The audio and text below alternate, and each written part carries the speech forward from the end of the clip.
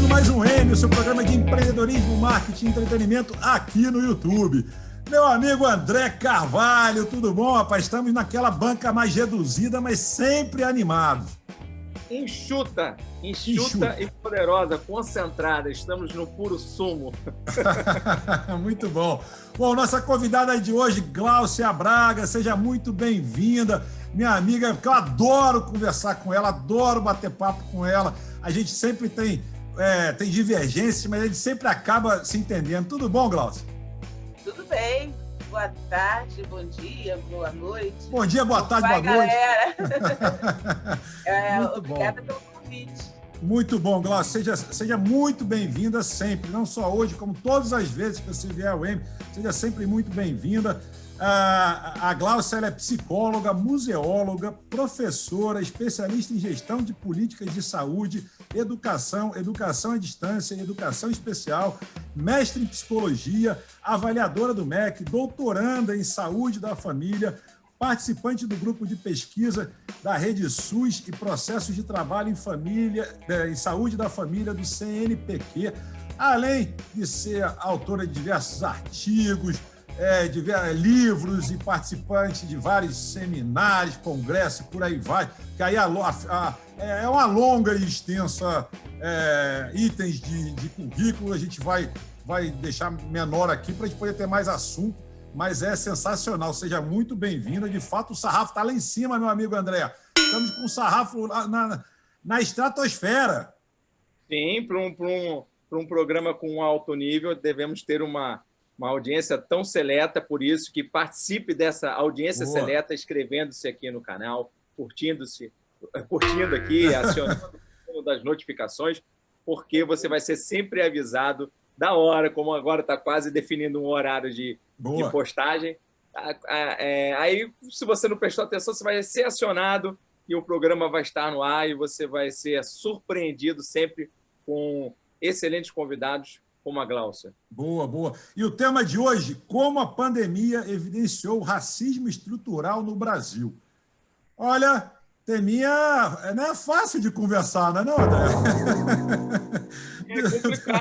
É complicado porque a própria questão do racismo estrutural é um debate difícil. Verdade. Porque é tão arraigado na nossa sociedade, principalmente a brasileira, que é um racismo disfarçado, que é difícil o debate. Então, olha, eu queria passar a bola para a Gláucia. Sim. Antes de começar as nossas divagações, mas antes de passar, Gláucia, eu queria. A gente sempre faz uma pesquisa com todos os convidados sobre o tema, enfim, sobre a pessoa, enfim. Mas, assim, o que me chamou muita atenção, eu queria começar no beabá mesmo, no básico, nos conceitos básicos, principalmente o conceito de racismo. E eu vi que tem autores que se contradizem muito na própria definição. Vários autores. E eu peguei alguns exemplos. Alguns autores, inclusive, falam que racismo é diferente de preconceito, que o preconceito consiste num pré-julgamento de algo sem, de fato, conhecê-lo. Pode ser sexual, de gênero, condição física, raça, e alguns nem citam religião. E o racismo seria, aí sim que eu acho engraçado, o preconceito quando é motivado pela cor da pele. Aí é racismo. Aí eu não entendi, porque se ele separa o preconceito do racismo, aí, de repente, ele junta quando é a cor da pele. Enfim, daí a gente vai conversar sobre isso. E outra fonte diz o seguinte: racismo é a denominação da discriminação e do preconceito, direta ou indiretamente, contra indivíduos ou grupos por causa da sua etnia ou cor. É importante ressaltar que o preconceito é uma forma de conceito ou juízo formulado sem qualquer conhecimento prévio do assunto tratado. Isso aí eles convergem. Enquanto que discriminação é o ato de separar, excluir ou diferenciar pessoas ou objetos. Ou seja, esse eu acho que até foi menos confuso, esse segundo. Mas vamos lá. Gláucia, ajuda a gente aí. Vamos começar. O que é, primeiro, o racismo, para a gente entrar no racismo estrutural e por que a pandemia evidenciou o racismo estrutural? Bom, vocês começaram muito bem, porque eu até achei interessante que você fez essa distinção. Então, vamos por partes. Boa. A concepção de raça, ela passa a existir a partir da botânica, quando, no final do 17, 18, começa-se a tentar cientificamente, e especificamente no 19 chega a isso, quer dizer, é um processo, né, vindo da tomada da ciência, né, para as classificações, colocando de uma maneira mais didática. Sim. E aí, você, através da botânica, você começa a classificar raças, ou seja, biotipos, tipos de determinadas plantas. E aí, com o avanço e o crescimento da ciência, por isso que eu falei, é um processo que passa a partir do fortalecimento da ciência e que vai perpassando séculos, chegando no 19, chegando no 20, subsidiando a ciência progressista, né? A ciência racionalista do início do século XX, inclusive. E aí você passa a classificar diferentes grupos de coisas, né? Que eu citei a botânica, mas essa classificação científica, esse nome científico que a ciência pretende dar para as coisas, ele vai para cada grupo de coisas do mundo, cada grupo de entes do mundo, e chega nas pessoas.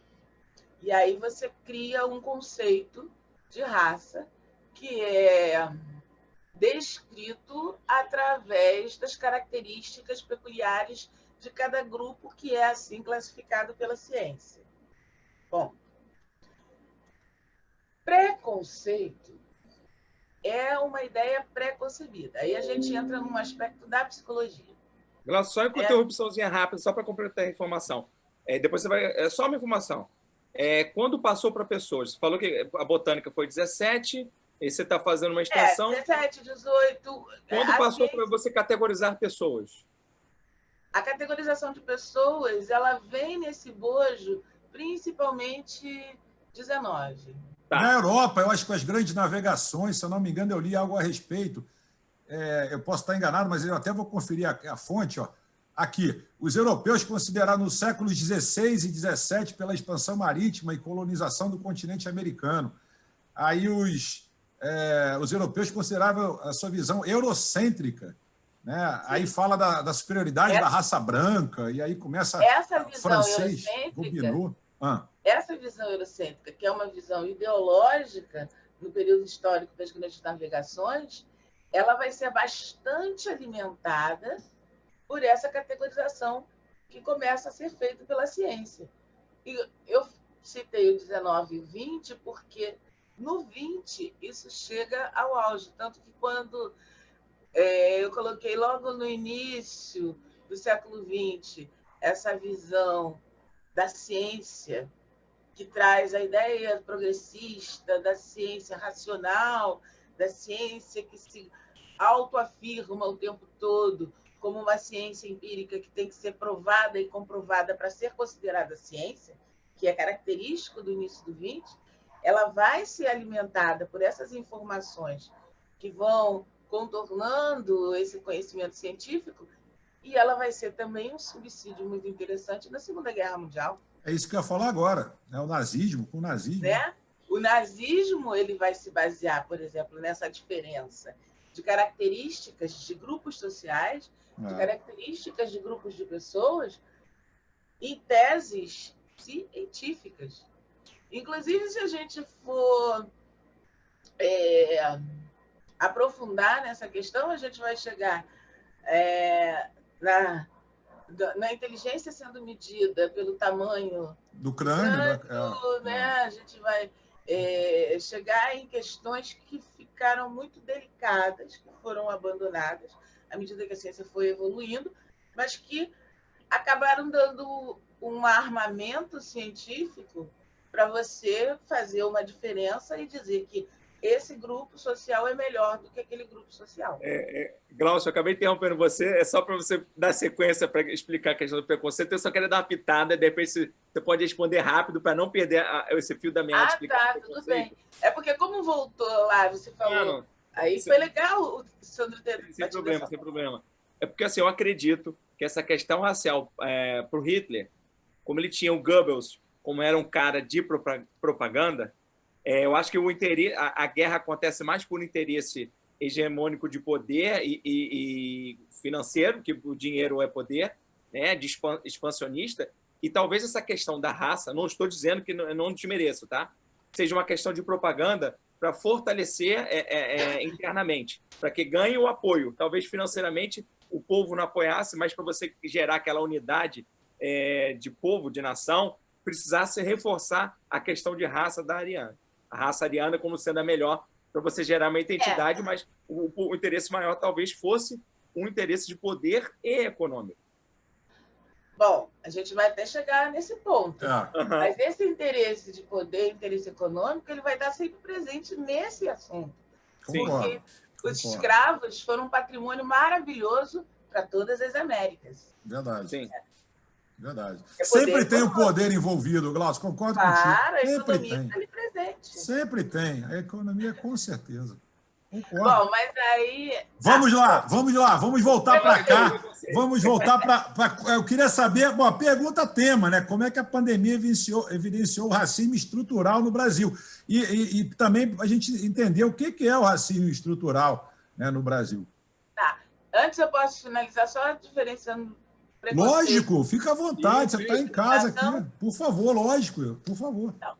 Discriminação é você diferenciar por algum motivo. Então, eu discrimino você porque você usa óculos e ele não está de óculos. Eu estou diferenciando os dois. O preconceito é a ideia que eu tenho preconcebida a respeito de alguma coisa. Então, todos nós temos conceitos pré-concebidos a respeito de qualquer coisa. Agora, se eu, a partir das minhas referências, tenho uma ideia pré-concebida a uma pessoa que usa óculos em relação a outra que não está de óculos, e eu começo a te tratar diferente porque você está de óculos e ele não está de óculos, aí eu tenho a ideia de preconceito relacionado a um objeto específico, ou seja, um sujeito específico. Então, a ideia preconceituosa do racismo passa exatamente por aí. Quando eu discrimino, trato diferente aquela pessoa, porque, segundo as minhas referências, ela não está enquadrada no que eu considero como algo da minha relação, do meu bem-estar. Então, ter ideias preconcebidas não é problema nenhum. Todos nós temos.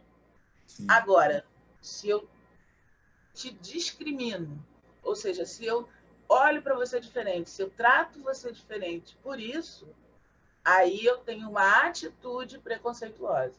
Sim. Aí é que está o problema. É a atitude preconceituosa, fruto da minha discriminação por uma característica que é uma condição de alguém. Você não pode deixar de usar óculos, porque se é uma necessidade sua, você não vai deixar. Então, eu não tenho direito, como sujeito, de te discriminar, de te tratar diferente, de olhar diferente dentro do cenário social, porque você tem uma condição que eu não aceito, sendo que essa condição não me diz respeito. Uhum. Eu acho que eu fui bem... Excelente, cirúrgica. Como professora didática. Né? Cirúrgica, muito bom, muito bom. Não, muito bom mesmo. Até para a gente poder entender, né, que essas várias definições e tal, algumas são confusas. Agora ficou bem legal, ficou bem bacana. E eu acho que a gente pode agora entrar no racismo estrutural, né, que isso é um conceito interessante, que você falou que a gente, em off, você tinha me falado que a gente falar de racismo estrutural, a gente vai acabar falando, não tem como não falar no racismo institucional. Né? Então, vamos lá no assunto, no cerne da questão? O racismo estrutural é como a nossa sociedade, a base que a sociedade foi estruturada. Então, a sociedade, não só brasileira, mas as sociedades, de uma maneira geral, por uma herança do povo escravizado que foi subtraído da África e distribuído mundo afora, principalmente nas Américas, eles foram conhecidos, né? Foram concebidos, foram percebidos como sujeitos sem alma, sujeitos que só serviam para o trabalho, cidadãos de segunda classe, ou seja, nem cidadãos, pessoas... Era objeto, era patrimônio. Exatamente, um patrimônio. E aí, a base da estrutura, principalmente nas Américas, e em particular no nosso país, ela nasce com essa concepção. Quem é o negro? É um escravo que veio a trabalho para fazer serviços menores, pequenos. Não é ser humano. Tá. E aí nós tivemos todas as lutas, todas as tentativas e buscas de sobrevivência por conta de todos os meus antepassados. E aí, todos esses antepassados, todos os meus ancestrais em particular, né, brincando, distensionando, começam a buscar encontrar um lugar na sociedade, após a abolição da escravatura, que também foi um processo político, econômico, bastante discutível, que a gente falaria disso no programa inteiro. E muito demorado aqui no Brasil, principalmente. Né? Muito demorado. Exatamente. O Brasil foi o último país. Pois é. Foi o último país. Verdade. E aí, essas pessoas que começam a construir a sociedade, ou fazer parte da sociedade, integrar essa sociedade, sobrou para ela o quê? Os serviços menores. Então, a sociedade foi concebida em sua estrutura, entendendo que o negro serve para trabalhos pesados, trabalhos menores, que ele era o escravo, então que ele não tinha direitos, nenhum tipo de direito, e isso se normalizou ao longo do passar dos tempos.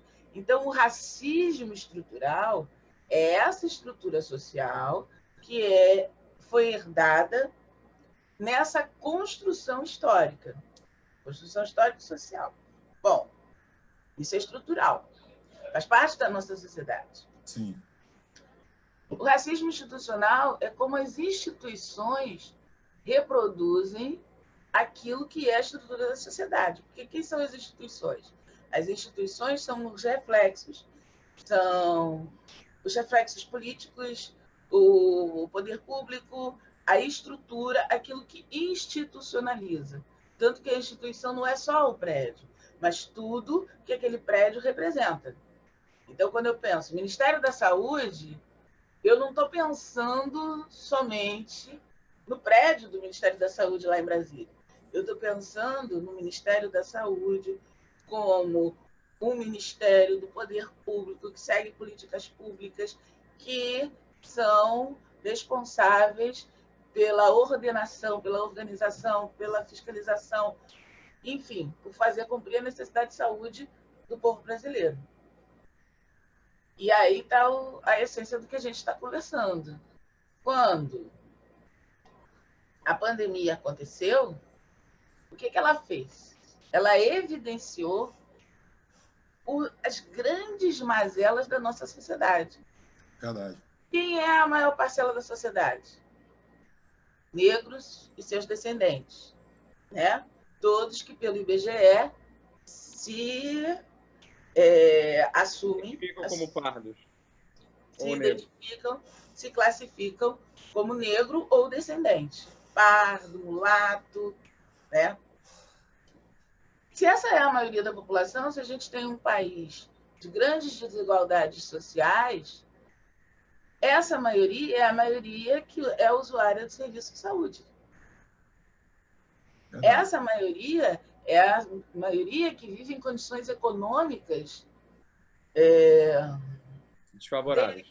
Desfavoráveis.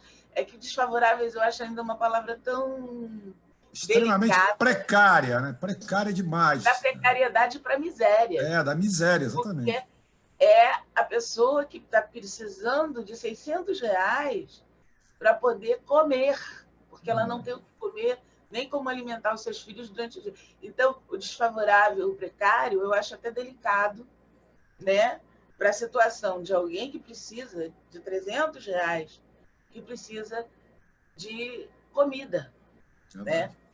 E esse é o grande número de pessoas que têm que ser atendidas e assistidas pelo Estado, que têm que ser cuidadas e tratadas pelo Estado, e que a pandemia, desculpa, mostrou que elas existem e que o Estado não supre o suficiente, né, mínimo e necessário para que essas pessoas sobrevivam em todas as circunstâncias, inclusive nas questões que envolvem a saúde.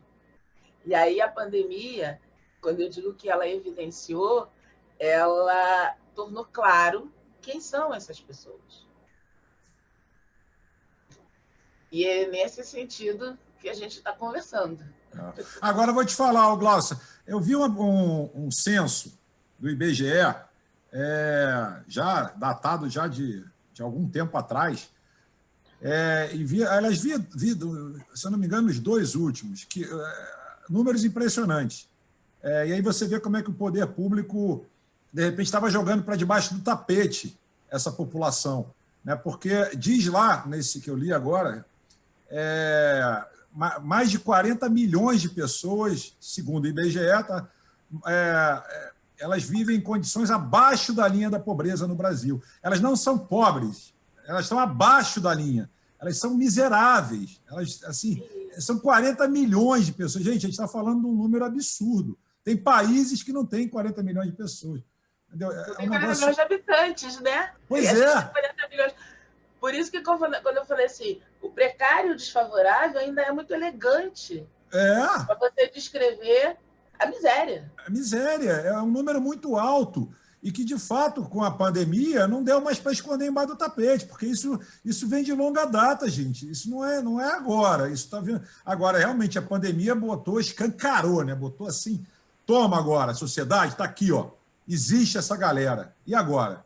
Entendeu? Agora, imagina, essas pessoas que não têm condições, porque vivem em condições de miséria absoluta, como é que elas vão lavar a mão? Como é que elas vão ter álcool gel? Como é que elas vão ter máscara? Se a necessidade básica, que é a sobrevivência através da alimentação do corpo, não estou nem falando do espírito, ainda, a alimentação do corpo não é suprida.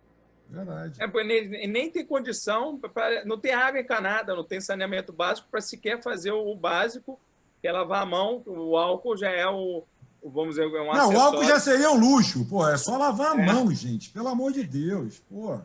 É uma questão... Ter água, já de água, cara, é o básico. Mas eu queria aproveitar, vou até aproveitar também, que eu separei isso aqui, que a gente falou de racismo estrutural, e aí eu tenho aqui, Fundação Escola de Sociologia e Política de São Paulo.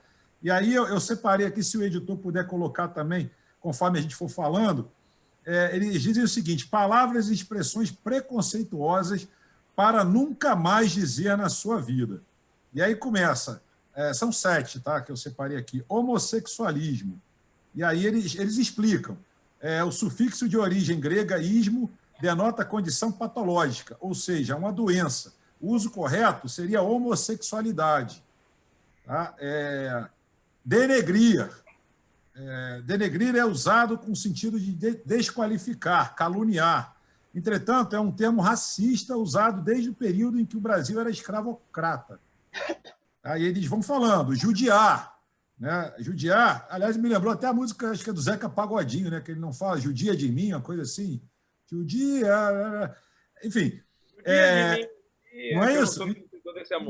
Isso. Tem sentido de maltratar, atormentar. Entretanto, o termo se refere ao povo judeu que foi vítima de perseguições de um holocausto. Aí vem a coisa tá preta, fazer nas coxas, mercado negro, criado mudo. Enfim, essas são as que eu separei. Agora, eu vou fazer uma observação. Tudo bem que tem o famoso lugar de fala, né, que não é o meu agora, mas, enfim, eu acho importante a gente ter também um espaço para poder conversar, porque eu entendo bastante o racismo estrutural, mas eu acho que, às vezes, aí diz aqui, vários autores dizem que, muitas vezes, o pré-julgamento, né, o preconceito, ele às vezes, você acaba cometendo sem conhecer, sem saber que está cometendo, né, sem a ciência de que você está cometendo. Vários autores falam isso. E aí a minha pergunta vai assim, pergunta delicada, inclusive, mas às vezes você, mesmo sem conhecer e sem ter a intenção de estar agredindo uma etnia, um povo, ou uma raça, você falando isso sem essa intenção, ainda assim pode ser considerado, de repente, um racismo, você falar, por exemplo, criado mudo. Eu nem sabia que criado mudo tinha, eu cresci ouvindo criado mudo, eu não sabia nem que tinha essa conotação. Então, assim, é total desconhecimento mesmo. Eu nunca tive essa pegada, entendeu? A gente eu só vim conhecer determinadas palavras, por exemplo, a coisa está preta, que é muito usado, a coisa está preta, né? Querendo dizer que a coisa ficou feia, engrossou. É o preto de alma branca. Não, mas deu também, quando a pessoa fala deu branco, você esqueceu, você perdeu o raciocínio. Também não é uma coisa pejorativa também, né? Mas assim, eu estou querendo só dar uma polemizada, mas entender também que às vezes muitas vezes, aí vem o estrutural, muitas vezes você fala, gente, sem maldade, tudo bem que a gente tem que melhorar, né? A gente tem que evoluir enquanto raça humana, e eu falo isso muito, que na pandemia a gente está perdendo uma oportunidade violenta, uma oportunidade única, talvez sui generis de evolução. E eu não estou vendo tanta evolução, ao contrário, estou vendo as coisas... Enfim, aí já seria um outro programa, seria um outro tema, mas eu não tenho visto essa evolução toda que eu torço, inclusive, para que o ser humano seja mais humano e menos desumano, né? A gente vê ao contrário, vê as pessoas querendo poder público de vários países e cada vez mais empresários querendo o poder e o dinheiro que a gente falou aqui, enfim, que atravessa séculos. Glaucio, só para complementar a pergunta do Sandro, em linguística, você tem a questão do significante e significado, muitas vezes não tem uma conexão entre si. Às vezes uma palavra não tem uma conexão com o sentido, ele ganha uma nova conexão. Então, assim, muito em função do que o Sandro está falando, que às vezes por exemplo, o criado mudo. Eu vou explicando um pouquinho, que de repente a Cláudia, eu antecipo, o criado mudo era um escravo que ficava à beira da cama, esperando a senhora, a dona da casa grande, determinar ordens para que ele buscasse água, buscasse alimentação, buscasse a comadre, que limpasse, fizesse um serviço para ela. E aí, um objeto que ficou à beira da cama, com uma função similar. Só que foi o que o Sandro falou, e para mim também foi uma surpresa do criado mudo, que eu sabia das outras, mas quando falou criado mudo, a colega minha me explicou, eu falei, por quê? Porque eu tinha descompassado significante e significado. Eu não fazia a conexão da exploração escravocrata, e eu também eu desqualifico essa exploração, mas ele ganhou um novo significado. Tem em função, só para complementar a pergunta do Sandro, aí o espaço todo seu agora. Mas foi ótimo vocês falarem nisso. Ele ganhou um novo significado, exatamente qual é a função do móvel, do mobiliário criado mudo. É ficar ali parado para ser um lugar de despejo, de depósito de objetos, de coisas, assim como o negro ficava ali parado para limpar, servir, ser um depositário de objetos e despejos. Então, tem uma conexão. E, em relação às expressões, elas são a base, ou quase que a essência, da delicadeza que é discutir o racismo estrutural. Por quê? Essas palavras, elas ganharam seu significado e elas ganharam a sua origem exatamente dessa expressão. Quando você usa o denegrir, você está dizendo o quê? Tornar negro aquela pessoa. O que é o negro? Ou qual o significado? Qual o simbolismo que essa estrutura racista trouxe do negro? É o escravo, é o depositário de despejos, é o prestador de serviço, é o que não tem alma, é o que não presta, é a escória, é o indolente, é o vagabundo, é o que merece ser açoitado.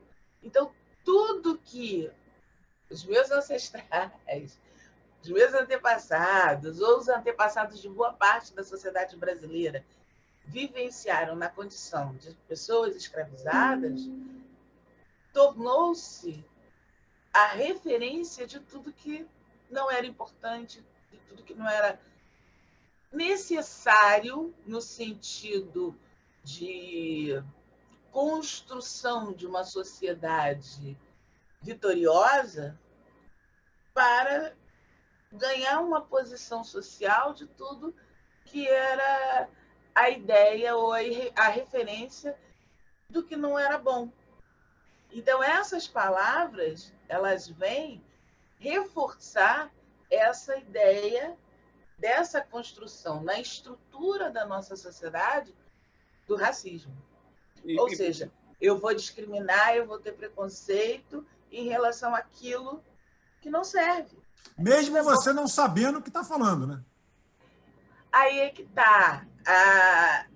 Interessantemente, também não é interessante, em vários momentos, quer dizer, todo um movimento, até para a gente chegar nos dias de hoje, todo um movimento de esclarecimento, que essas palavras foram usadas de uma forma ideológica para manter esse sistema estrutural, racial da nossa sociedade, tudo isso ele começa a ter uma mudança a partir, efetivamente, dos anos 2000.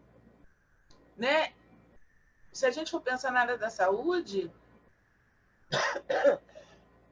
a luta, por exemplo, da Política Nacional de Saúde para a população negra, ela leva muito tempo para acontecer. E ela só começa a acontecer efetivamente a partir de 2010. Então, eu estou sendo até bem generosa, né, localizando num espaço de 2000 para cá como uma divulgação muito mais eficaz de tudo isso que é a estrutura, né, de uma nossa sociedade racista. Agora, isso acontece desde a nossa formação como sociedade, desde a nossa formação como estrutura e organização social. E aí, quando você fala, mesmo que a pessoa não saiba, porque nunca foi interessante, aí entra o racismo institucional, que fosse falado o que as pessoas precisassem saber. Né? É só voltar aos livros de histórias. A família colorida de Margarina nunca foi uma família de negros. Você que é da área de marketing, quando efetivamente o negro passou a ser protagonista, sendo representado nos meios de comunicação como um grupo social que tem uma vida, que tem família, que tem filhos, que estuda, que trabalha. Até então, ideologicamente, as instituições representavam o que nós tínhamos. Glaucio, vou dar um intervalo. Isso, eu ia falar para você beber, eu ia te complementar. Pegar aquela expressão em inglês de blackmail, chantagem, blackmail. Um outro detalhe interessante era a campanha que tinha na TVE. Não sei se foi na TVE, foi veiculado, o quanto as pessoas ficavam desconcertadas quando perguntavam assim, onde está o seu racismo? Como no Brasil a questão do racismo é tão difusa, as pessoas ficavam perdidas dentro desse processo. E aí, a partir dessas duas colocações, eu faço esse questionamento a você. Como é possível discutir o racismo estrutural sem ser panfletário?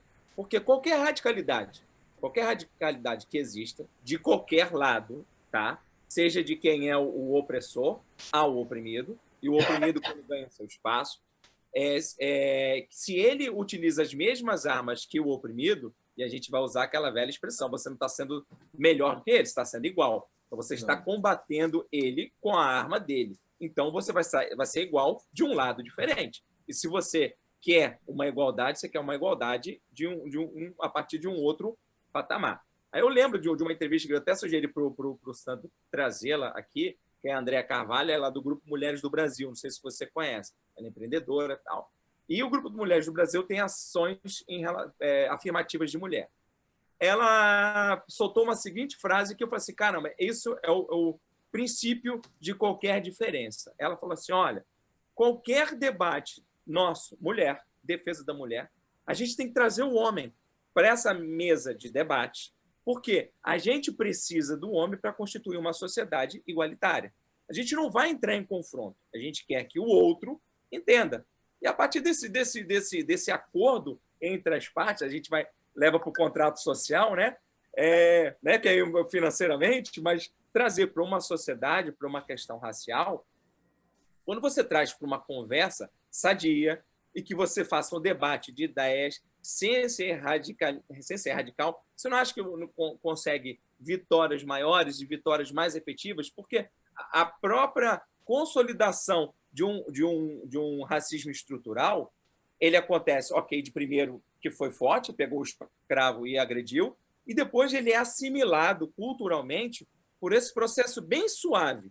Então, quando você faz um processo suave de levar informação, você faz a sociedade agregar isso, você não acha que se torna mais efetivo do que um choque?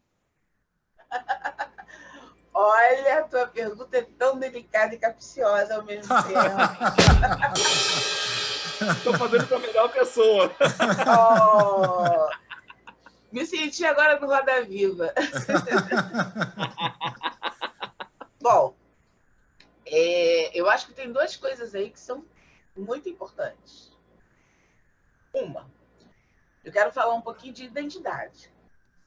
Uma das questões que envolve muito o racismo à brasileira é porque aqui tudo foi sempre muito suave. Então, o que é ser sempre muito suave?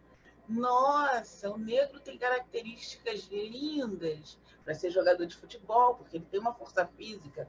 Olha essa associação a uma estrutura racial do escravo negro reprodutor. Porque ele é um garanhão, porque a mulher, ela é linda, é uma mulata, ela serve para sambar e entreter, como, né, muitas das mulheres figuras exóticas. Exato, entretiam os senhores da Casa Grande. Por que nós somos um país mestiço? Porque as mulheres negras, com seus dotes físicos, entretiam os senhores da Casa Grande. E aí a gente tem um país... compulsoriamente, diga-se de passagem. Um país de mestiços. Então, quando eu digo que isso é capcioso, porque esse jeitinho e essa delicadeza, ele criou uma ideia, uma falsa ideia, de que aqui não havia racismo na nossa estrutura social. Então, como é que se combate aquilo que não existe? Quando isso começa a ser evidenciado, por isso que eu dei uma localização muito incipiente para 2000, mas eu acho que essa localização ela é fruto de lutas anteriores. Né? Então, quando isso passou a ser evidenciado, também evidenciou-se a necessidade de ações afirmativas que mostrassem para a sociedade de uma forma mais clara, mais eficiente, a necessidade de políticas públicas, a necessidade de uma presença mais eficiente do negro em todos os cenários, e isso, para uma sociedade que não estava acostumada com esta visibilidade do negro, com essa voz do negro, tomou um susto e entendeu, né, que foi uma forma violenta. Mas não foi uma forma violenta. Se eu fizer uma brincadeira com vocês, a psicóloga falando, uma dinâmica rápida, pensa aí no HD de vocês, 10 segundos, quantos negros vocês conhecem que moram, estou acreditando que todos dois são de classe média, né? Sim. Que moram no mesmo lugar que vocês moram. Outro 10 segundos. Quantos negros estavam nos mesmos bancos universitários que vocês estavam na época que vocês estavam na universidade? Principalmente se vocês estudarem em universidades consideradas universidades de bom gabarito, né? Mas eu não estou nem discutindo a qualidade do ensino prestado pelaquela instituição. Mais uma pegadinha. Agora 10 segundos. Caixa de banco, caixa de banco. Caixa de banco. Quanto Vocês você foram numa vê? festa. Vocês foram numa festa. Eu brinco isso que esses dias antes da pandemia. Antes da pandemia. Fui numa festa aqui, no próximo ao meu condomínio. E aí eu brinquei, olhei assim, olhei para um lado, olhei para o outro. Aí catuquei a pessoa que me acompanhava e falei assim, vem cá, você não está achando nada diferente? Não. Tem certeza? Não. O que é? Eu falei assim, a única negra que está na condição de convidada, de participante da festa sou eu. Olha só onde estão os negros. Aí a pessoa tomou um choque de realidade. Estavam catando lixo, estavam limpando as mesas. Servindo. E aí é essa naturalização que é estrutural. Então, é ingênuo pensar que se não houver uma ação vigorosa, efetiva, de autoafirmação, nós não seremos notados. Porque senão há um descompasso. Se vocês olharem aqui na tela, e esse programa provavelmente vai chamar a atenção por isso, eu vou chamar a atenção porque eu só tenho 2 caminhos. Ou eu assumo uma identidade negra, que eu sou negra, que é a minha condição, ou eu me diluo na multidão. E aí a gente passa por um outro processo, que é o que a gente chama de colorismo. Eu sou moreninha, mulatinha, não sou vista, não sou enxergada, não tenho voz. Ou a minha voz ela é suavizada, porque, poxa, de todo esse grupo, a gente tem um que chegou lá, então para que mais? Esse um já representa todo mundo. Quando, na verdade, nós queremos é que todos consigam chegar lá. Por isso, os movimentos são muito fortes e contundentes. E o estado desse movimento ser hoje forte e contundente é fruto até de um amadurecimento, que é volta anterior. Enquanto a gente só... porque nós sofremos, a sociedade sofre, não sei o quê. É o discurso do mimimi. O Brasil não tem racismo. Por que esses negros estão reclamando? O Brasil não tem racismo. O Brasil não tem racismo, vírgula. Quantos negros... Cita agora. Quantos negros nós temos no primeiro escalão do governo? O governo do Brasil não pode. O governo anterior, outros... Não, mas... se for pegar outros países, você também não tem o que eu fico olhando a Gláucia falar, cara, eu fico encantado. Eu sei que aqui é uma resenha, né? É uma resenha. Eu até falei antes de começar, Gláucia, se você falar muito, eu vou interromper, mas eu fico encantado. Não, eu fico encantado, sério, eu fico aqui.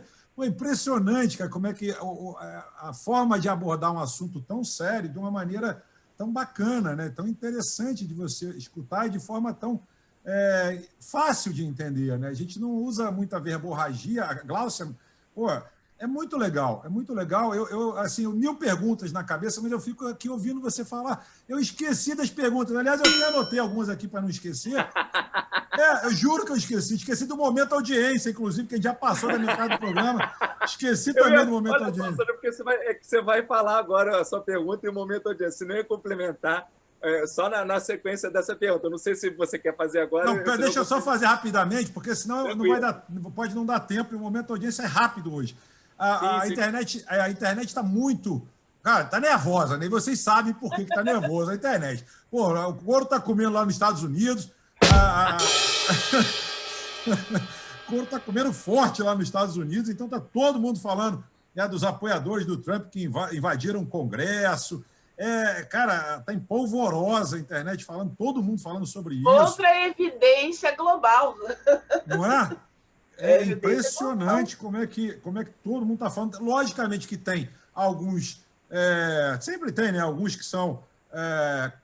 que criticam e outros que apoiam. Então, eu não vou aqui entrar nessa seara de de ficar lendo o post de quem está criticando ou está apoiando, mas eu queria só deixar registrado que realmente o negócio está tenso lá em Washington. Eu queria também aproveitar, e tem uma coisa bem legal que o Jorge mandou para a gente, dizendo o seguinte: se algo não lhe agrada, tira-lhe o único poder que tem, sua atenção. Entendeu? Ou seja, eu acho bem bacana isso. Se algo não te agrada, não dê atenção. Entendeu? No caso que ele quer dizer aqui de rede social, né, de internet. Não é o caso que não é o tema que a gente está falando, pelo amor de Deus. Não vamos misturar aqui alhos com bugalho. O Luiz Cláudio, ele coloca aqui, bom, ele está falando aqui que também tivemos aqui, somos flamenguistas. Qual é o seu time, Glaucia? Flamengo! Aí, bancada flamenguista, o M-Togo flamenguista, e aqui ele está fazendo uma brincadeira, logicamente, com o que aconteceu lá no Trump, e ele bota aqui, ó, convocando agora os americanos patriotas para invadir o CT do Flamengo. O Flamengo perdeu o jogo, né, contra o Fluminense. Aí faz uma brincadeira. Enfim, e aí tem muita coisa interessante, e eu vou fechar o momento da audiência rapidamente, porque tem muito assunto. Eu separei aqui uma coisa bem legal da Ana Flávia. A Ana Flávia, ela bota o seguinte: como banalizar a medicina?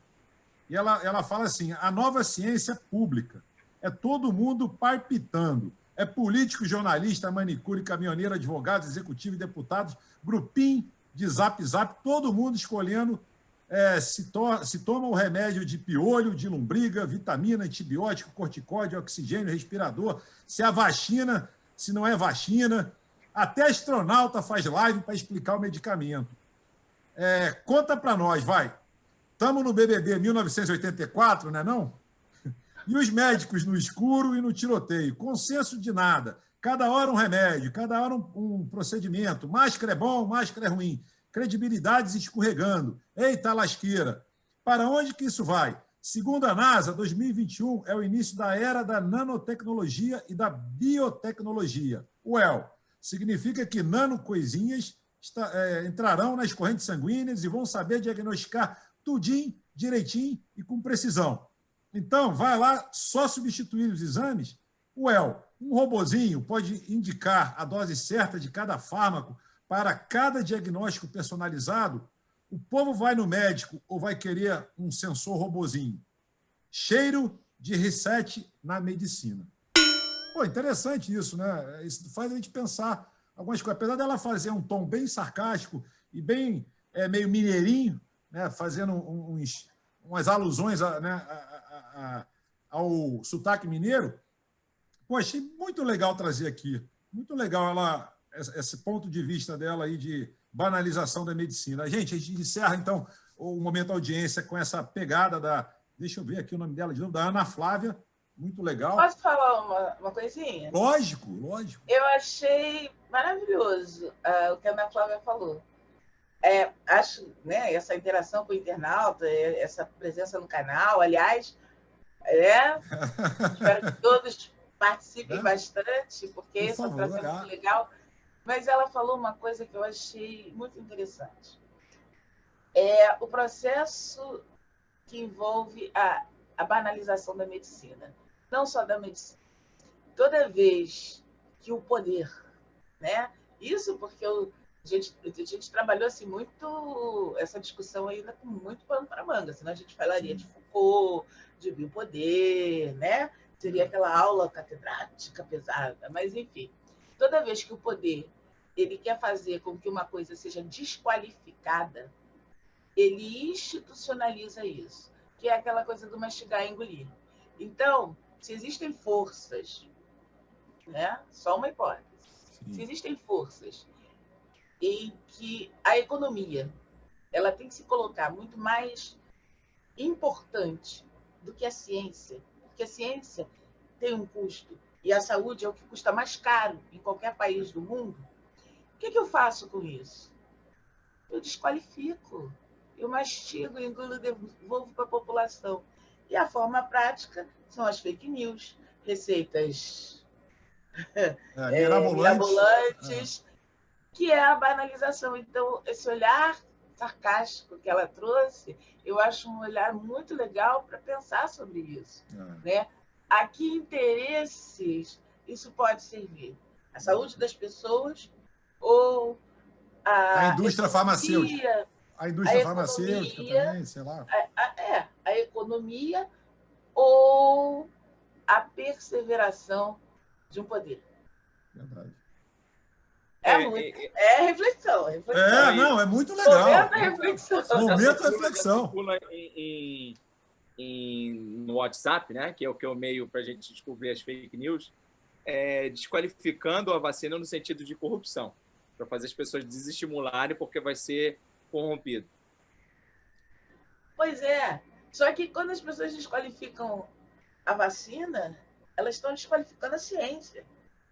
E o que fez nós vivermos mais, por exemplo, foi a ciência. Se você pensar numa pessoa de 40 anos, há décadas atrás, essa pessoa era um idoso. Era velho. Hoje, uma pessoa de 40 anos é jovem.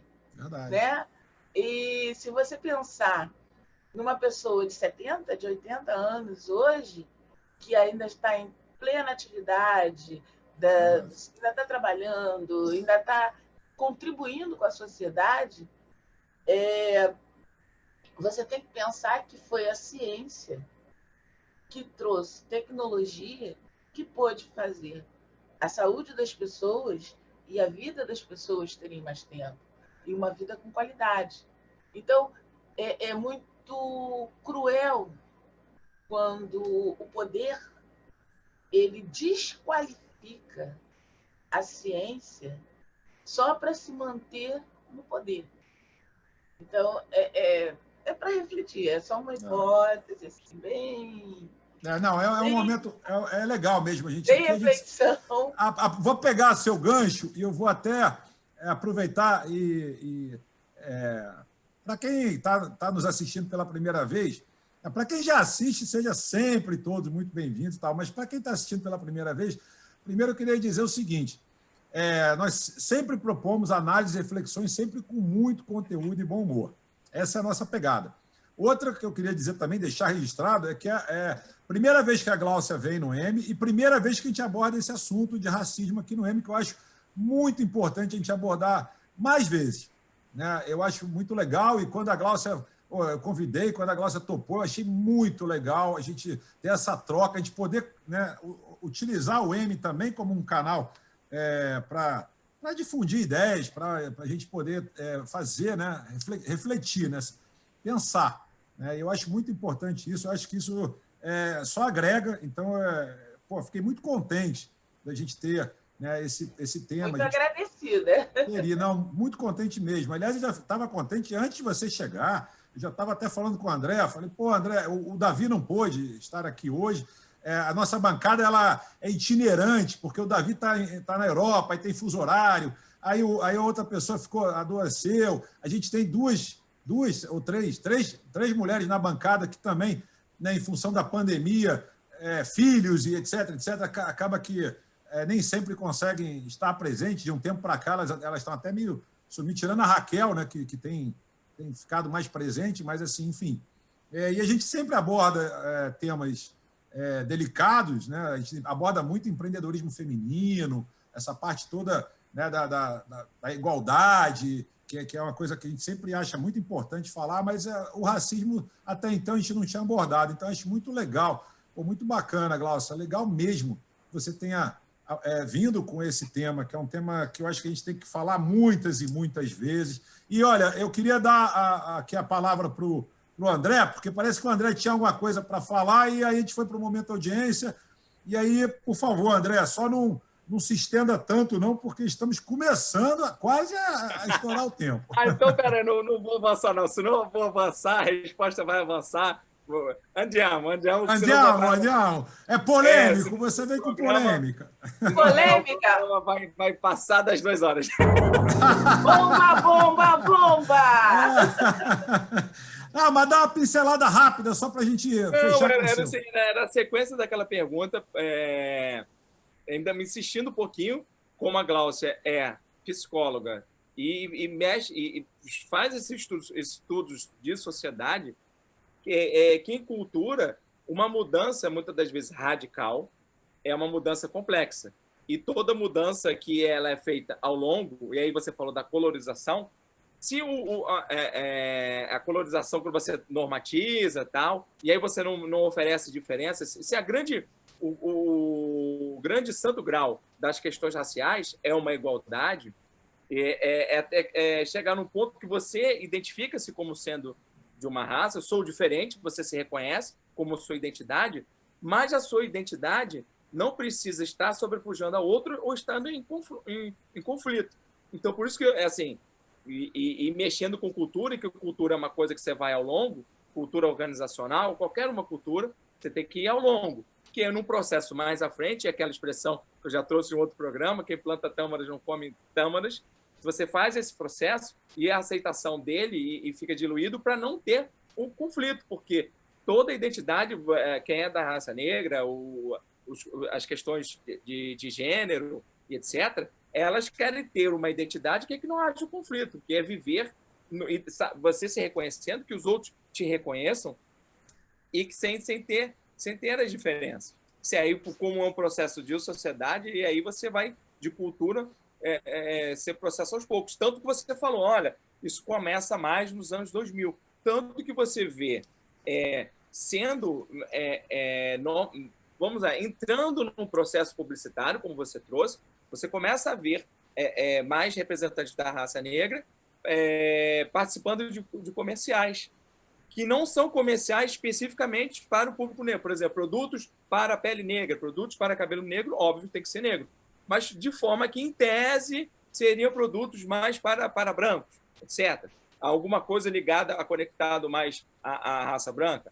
Então, você vê, por exemplo, na novela Próxima Vítima, teve aquela inserção do primeiro núcleo negro, como você fala, que não era subalterno, era uma família de classe média que funcionava bem, mas que eles tinha um assassino, aí tinha um que era gay. Então, assim, mesmo colocando em situação bacana, ainda era uma situação...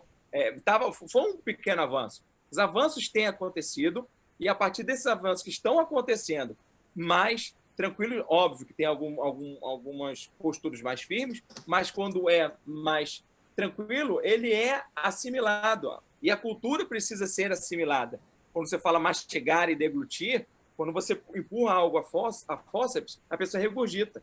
Quando você mastiga e digere aquilo, você começa a entender assim. E aí a gente vai também para as raias da política. Você é diferente de mim, eu te reconheço como diferente, mas a sua diferença não é um problema para mim. Você só é diferente. Você pode ser complementar a mim. Entendeu? E é por isso que eu falo que cultura, e você chegar num ponto mais radical, olha, as questões mais afirmativas, ok, me afirme quanto raça, mas porque eu não quero entrar em choque com você. Eu quero ter uma sociedade igual contigo. Porque você, apesar do histórico, você é um reflexo desse histórico, você não é agente daquele histórico, ok? Você é um reflexo. Você acaba sendo um pouco vítima, você reproduz algo que não foi o que você quis, mas que você assimilou. Então, vamos assimilar um processo diferente para que a gente seja igual dentro das nossas diferenças, né? Porque um relógio funciona bem com peças diferentes, mas aquelas peças não entram em choque. Elas têm que entrar numa harmonia para que o relógio de ponteiro, funcione bem. Era mais nesse sentido, por isso que eu falei que ia demorar muito. Ainda bem que com você foi sucinto, né? Pô, rápida. Uma observação de quase meia hora. Com a Glaucia não pode ser pergunta cartesiana. Sim, sim, não. Não Caraca, isso aí é para um programa inteiro que você falou agora. Aí ela vai dar um outro M, porque, nossa senhora, agora o negócio... Eu adorei, eu não posso ser cartesiana mesmo, porque você trouxe alguns elementos aí que eu acho muito interessantes. Primeiro, talvez você não tenha se dado conta da quantidade de vezes que você falou raça negra. Aí você já colocou a diferença estrutural. Né? Você falou, no teu discurso, né? Você foi falando, porque a raça negra, porque a raça negra, porque a raça negra, porque a raça negra. Você já colocou aí uma marcação bem clara. Segundo, a gente tem que pensar que será que não tem muito tempo de espera?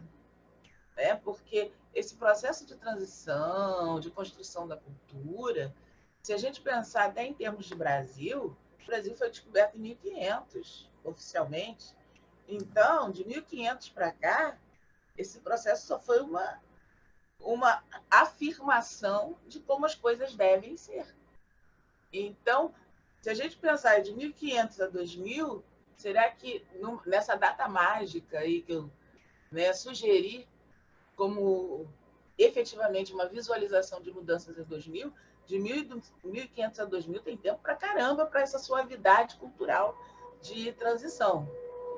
E aí é uma coisa para se pensar, essa suavidade cultural de transição, ela vai precisar ainda de quantos anos mais? Agora, eu acho que a chave de tudo isso é a educação. As mudanças estão sendo percebidas agora. Por quê? Com as políticas públicas, fruto de avanços. E aí, eu estou frisando a palavra avanços, porque quando eu estava escrevendo um artigo recentemente sobre o assunto, eu mudei a minha forma de ver, porque era muito comum dizer conquistas, conquistas. A gente não teve grandes conquistas, nós tivemos avanços. Então, fruto destes avanços, vieram as políticas públicas, como eu citei, por exemplo, na saúde, a Política Nacional da População Negra, mas a gente poderia citar N outras políticas públicas, até a questão de cotas, que não vamos entrar na discussão, que eu sei que isso vai dar outro programa. É mesmo? Mas, enfim, a gente teve essas políticas públicas surgiram exatamente para começar a mostrar à sociedade, consolidar a necessidade dos avanços. E aí, voltando, só finalizando a questão dos direitos, o que as populações do mundo, e aí todos os grupos étnicos, todos os grupos humanos, independente da gente classificá-los ou não como raças, querem é igualdade de direitos, o que é bem diferente. O que todos os grupos humanos, independente das suas etnias, reivindicam é a igualdade de direitos. Direitos estes que me são negados pela história, direitos que são negados pela cultura, direitos que não dão acesso à saúde, que foi digamos, o tema central do nosso debate, que foi evidenciado pela pandemia, por exemplo. Então, essa igualdade de direitos é que é a nossa cereja do bolo como uma sociedade evoluída. Só que a gente ainda está muito longe disso. Então, até chegar lá, há que se ter afirmações, há que se ter que mostrar para a sociedade que existem diferenças na sociedade, grandes diferenças, e a partir dessa mostra de diferenças, dessas ações que acabam fazendo com que o outro identifique que o outro é igual e que tem direitos aos mesmos acessos que ele tem, independente da sua etnia, é que a gente tem a transição cultural. Senão, é só a repetição da história contada de uma maneira diferente. Uma pinceladinha aqui. Por isso que eu primeiro comecei falando do teu discurso. O Sandro tinha trazido a questão das palavras, né? Sim. O teu discurso, e eu sei que não é proposital, muito pelo contrário, foi uma provocação excelente. Ele mostra exatamente essa marca.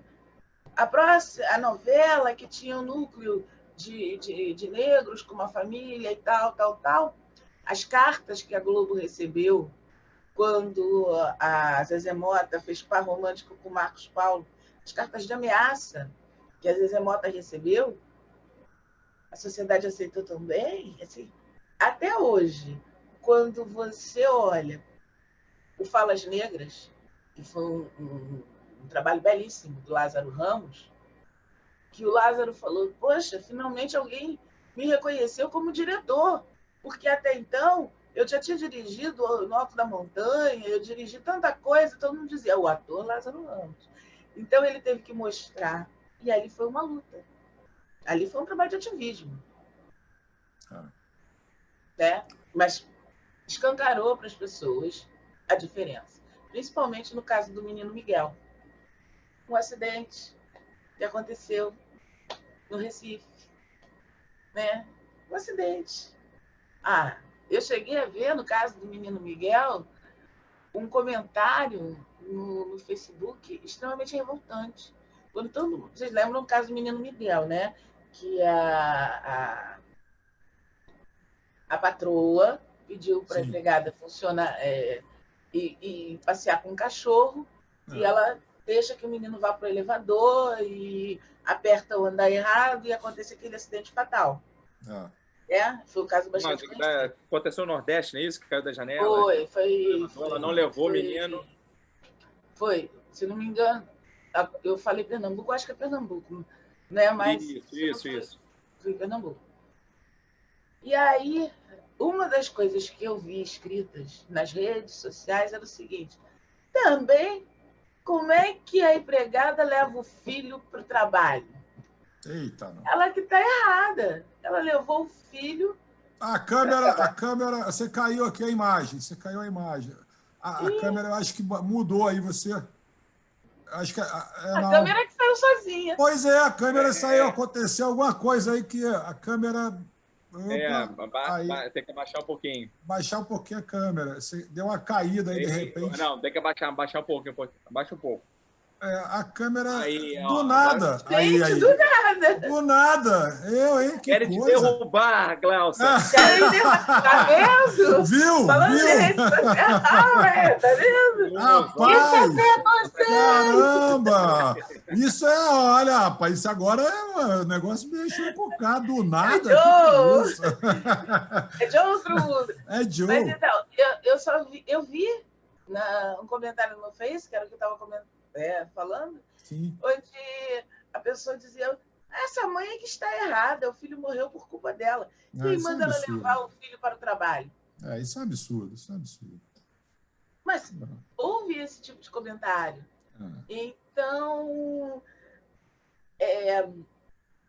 essa suavidade nesse processo de cultura que você colocou muito bem, ele tem que ser pensado com muito cuidado, porque, em nome dessa suavidade, nós somos um país mestiço, não existe preconceito, que os negros aqui são bem empregados, bem representados, né? Que a nossa sociedade é uma sociedade completamente igualitária, não existe desigualdade social, porque no Brasil é tudo legal. Não é essa a imagem que se tem do Brasil? Que a gente trata isso da melhor maneira possível. E a pandemia mostrou que só que não. É verdade. Gente, a gente estourou o tempo e eu queria aproveitar. Eu sabia que a gente ia estourar, né? O tempo, para um tema desse, com certeza eu sabia que ia estourar. A gente estourou o tempo já em quase 10 minutos.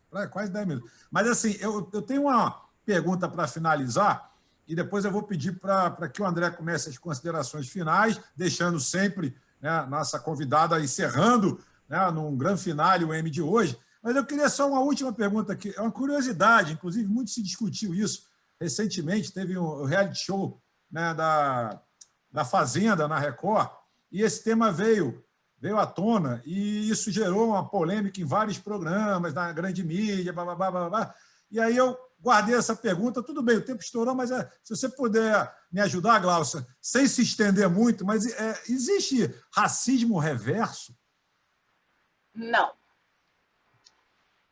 Essa é uma grande discussão, né? Todo mundo fala: o negro é preconceituoso contra o próprio negro. Não há um racismo reverso. Na verdade, o que a gente tem é escancaradamente o reflexo do racismo estrutural. Então, qual é essa história que formou o Brasil? Não tinha o capataz? Não tinha lá o negro que lutou na guerra e ganhou o direito ao furri e se tornou capitão do mato?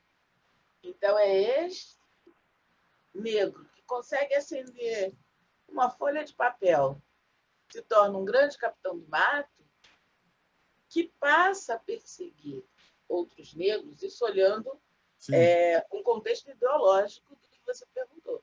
Sim. Passa a perseguir os outros negros, mas com a subserviência de agradar ao seu senhor, que era o papel do capitão do mato. Então, esse racismo não é a reversa, na verdade, ele é o reflexo do racismo estrutural. Né? O racismo estrutural, ele subsidia todo o nosso comportamento social dentro desse ponto que nós estamos discutindo. Essa Claro nomenclatura que a gente não pode ir para o radicalismo e dizer, então, tudo é racismo. Né? Tudo, todos os comportamentos ligados a preconceito e discriminação, eles são resultado de como a estrutura foi concebida, como a estrutura foi construída. Então, o próprio comportamento racial, tanto de negro quanto de brancos, ele também é fruto desse racismo que a estrutura social construiu. É que esse tema está sendo muito comentado, fomentado, principalmente depois, agora, como eu falei da Fazenda, está sendo muito discutido. Aí vou aproveitar a nossa doutora aqui no assunto. É porque, na verdade... Desculpa, Sandro. É porque não, por favor. Você falou em lugar de fala, né? Na verdade, o que ainda espanta a sociedade nesse processo de transição cultural é exatamente esse lugar de fala. Toda vez que você vê um negro que demonstra um conhecimento, uma intelectualidade, ou que está numa posição que não é esperada que ele esteja, aquele negro que está na festa, não está limpando o chão. O que foi convidado, que você falou, né? Exatamente. Isso assusta as pessoas. Porque as pessoas não conseguem entender. É como o jogo dos 7 erros. Ué, tem alguma coisa que não está batendo. Né? A gente vê isso o tempo todo. Se você vai para uma escola de samba e encontra os negros na bateria, os negros desfilando, os negros, as mulatas sambando, você vai... Não, isso é normal. É assim que o mundo é. Eles estão no seu lugar. Agora, se você vai... Imagine uma escola de samba norueguesa, todos nórdicos, sambando, jogando capoeira, né? Tocando a bateria num samba ritmado. Gente, é estranho. Porque nós não aprendemos assim. A nossa história não foi assim, a nossa cultura não é assim. É igual quando a gente olha para o japonês sambando. Você olha para o japonês sambando e fala, gente, japonês. Né? Agora, se eu tivesse... A gente já é certo. É verdade. Gente, eu queria lembrar aqui o seguinte: em janeiro de 1989 foi sancionada a Lei número 7.716, que tipifica como crime qualquer manifestação direta ou indireta de segregação, exclusão e preconceito com motivação racial. Essa lei representa um importante passo na luta contra o preconceito racial e prevê penas de 1 a 3 anos de reclusão aos que cometerem crimes de ódio ou intolerância racial, como negar emprego a pessoas por sua raça ou acesso a instituições de ensino e estabelecimentos públicos ou privados abertos ao público. Quando o crime de incitação ocorrer em veículos de comunicação, a pena pode chegar a 5 anos. Essa lei também torna crime a fabricação, divulgação e comercialização da suástica nazista para fins de preconceito racial. Ou seja, é bom que fique bem claro aí que existe lei no Brasil, né, para tipificar isso aí. Bom, gente, vamos lá, estamos na reta final. Esse assunto, a gente fica horas falando sobre isso. A gente convida a Gláucia, já aqui ao vivo, né? Convida a Gláucia para voltar, para a gente falar mais, inclusive, várias vezes, você participar mais efetivamente aqui, que é muito legal. Tem muito assunto bacana. Eu queria verticalizar várias coisas, mas é que o tempo estourou, gente, senão fica cansativo. E é bom deixar esse gostinho de quero mais, para a gente poder estar sempre mantendo aqui a audiência ligada no assunto, né? Não esgotar os assuntos num programa só, até porque a gente já ficou muito tempo aqui falando, né? Enfim. André, contigo. Agora sim, tenta ser sucinto, meu amigo, que da última vez você não foi muito não, né? Mas vamos lá. Não, eu vou só agradecer a Gláucia por trazer com alto nível e dentro do princípio do diálogo um tema que é complexo. Muito. E agradecer e convidá-la para vir outras vezes e fechar com minha sugestão de livro. Essa foi uma conhecida minha que postou, que é Notas sobre a Pandemia, do Yuval Noah Harari. como o nosso tema hoje foi questão racial em pandemia, nada melhor do que uma sugestão de leitura sobre pandemia. Boa, muito bem. Bom, eu vou aproveitar aqui, antes de passar a palavra para Gláucia fechar o M de hoje, eu já vou dar uma dica de livro também que chama-se Planejamento de Marketing Digital, do André Miceli, que já esteve aqui, inclusive, conversando com a gente, Daniel Salvador. É um livro muito interessante, é um best-seller, está na 2ª edição, pelo menos o que eu tenho aqui, está na 2ª edição da editora Brasport. É muito interessante para quem é da área. E hoje em dia, né, gente, com a pandemia e tal, essa convergência para o mundo digital é cada vez mais importante, né? Conhecimento já é importante por si só, ainda mais o conhecimento que hoje praticamente se torna imprescindível, né, para as empresas se manter aí, né, uma vez que estamos, tomara que não, mas estamos na iminência de lockdowns, gente. Na Europa já está acontecendo, vários países, enfim, tomara que não, mas se torna muito necessário, né, esse conhecimento do meio digital, do marketing digital. Bom, gente, agradeço muito, muito pela presença de vocês. E, Gláucia, está contigo agora encerrar o M de hoje. Bom, primeiro eu quero agradecer muito o carinho de vocês, né? O convite.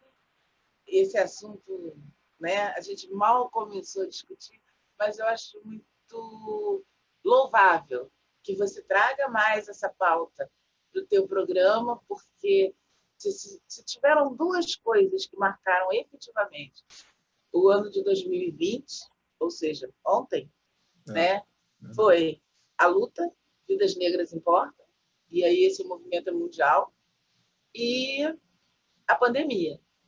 E a minha dica de livro é o livro de Silvio de Almeida, Racismo Estrutural, da coleção dos Femininos Plurais, que é um livro que é muito esclarecedor. O Silvio tem uma fala muito boa sobre o tema.